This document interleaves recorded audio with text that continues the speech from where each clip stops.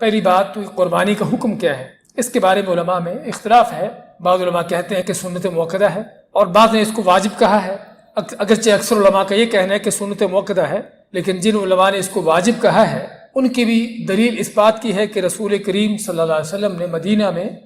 جانے کے بعد ہر سال قربانی کی، کبھی آپ نے قربانی کرنا نہیں چھوڑی، اس کے باوجود کہ فقر و فاقہ تھا، غربت تھی، گھر میں کھانا نہ ہوتا، 2 ماہ تک صرف پانی کھجور پر ان کا گزر بسر ہوتا، لیکن اس کے باوجود بھی عید آتی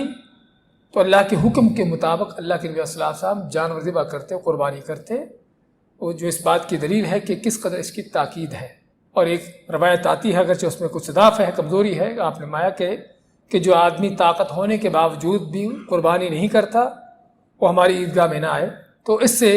اور قرآن کریم کی آیات فَصَلِّ لِرَبِّكَ وَانْحَرْ، اپنے رب کے لیے نماز پڑھو اور قربانی کرو، اس طرح کی